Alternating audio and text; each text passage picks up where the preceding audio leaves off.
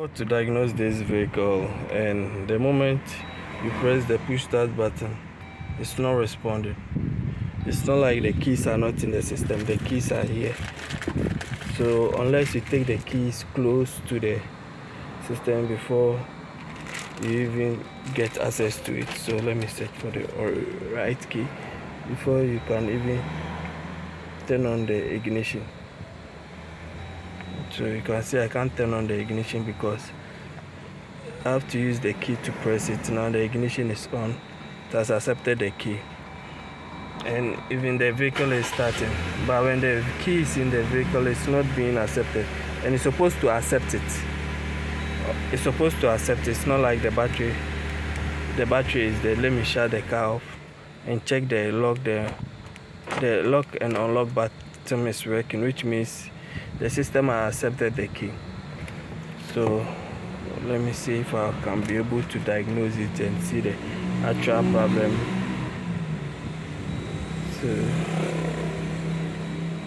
let me scan it and see if I'll be able to diagnose it and find the issue.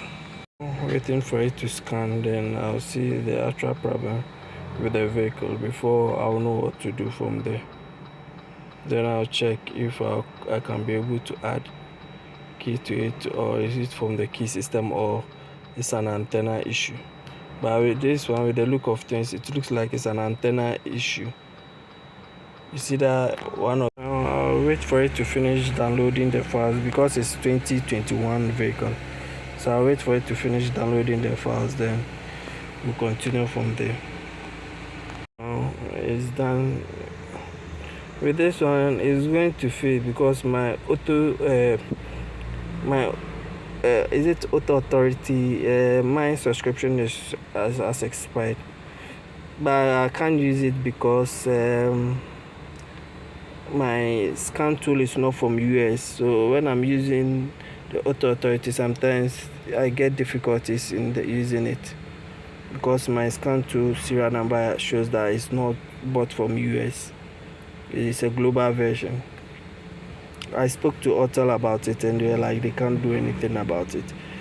So I'll try and see what I can do to it. If I'm able to scan the whole system, then I'll try and identify the actual issue with it. I think that will help solve the problem. So now the key is in the car, but when you want to start it, it's not receiving or it's not accepting the key in the car, or the system is not seeing any key in the car. So unless you take it close to the push start, and I know the battery is not dead, so it's asking me to log into my Auto Authority, and I know it's out of subscription, so it will fail. Then from there I can get access to the vehicle and diagnose it before I even use my 8+18. So you see unlocking failed, so the Auto Authority failed. So let me just scan the vehicle, because if I want to erase it, I'll just use my 8+12 cable. So I can just use my 8+12 cable to erase all the fault code, then I'll know what to do. So now I'll scan the whole system and see the actual problem. Then from there I'll know what to tell the customer what to do. So the vehicle is done scanning. Let's check the report.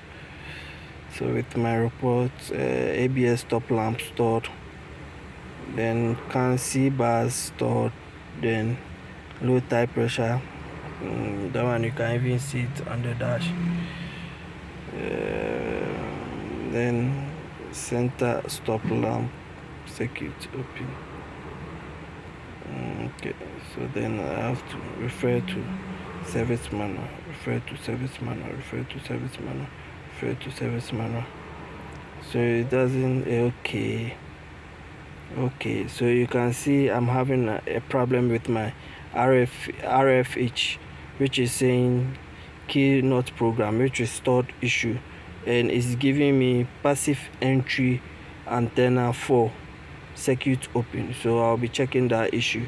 The circuit open, it is active, that means the circuit is open. So the rest is stored, and this is my main target.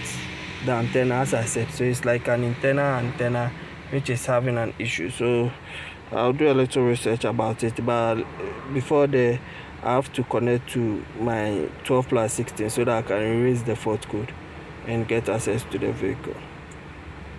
So let me exit from here and start the whole process again after connecting my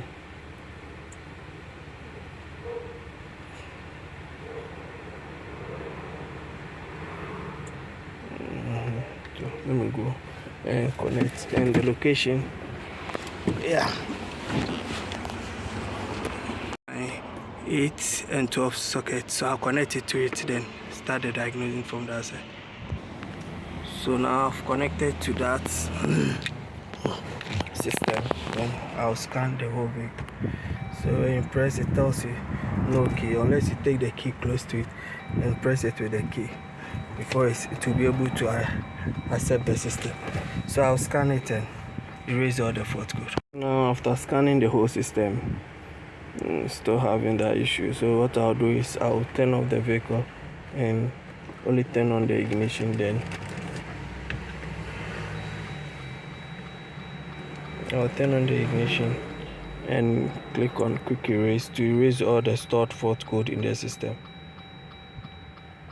so that I could know the remaining one. Then cycle the ignition and start the vehicle and rescan it and see the fault that will appear. So now I'm erasing all the fault code from the system. Then I'll see what the ones that could appear. Then from there we know what to do. We attack the system from there. So I know the RFID, after erasing it to left it only one. So after rescanning it to left it only one.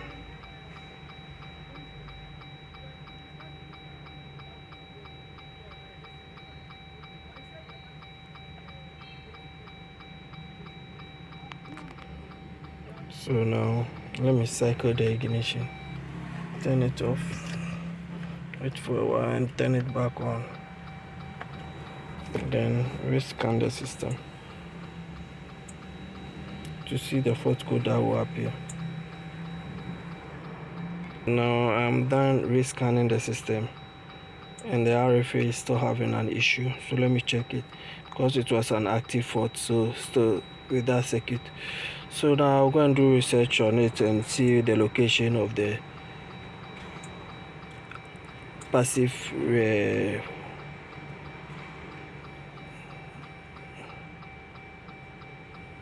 and see where I can locate the passive entry for.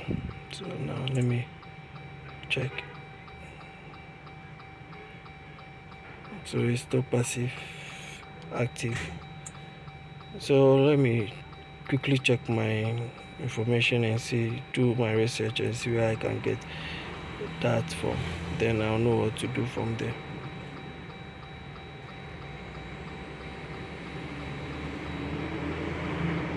Active test system check function. So this one, you go to system check, then immobilizer antenna test, so that I could see if I could have any.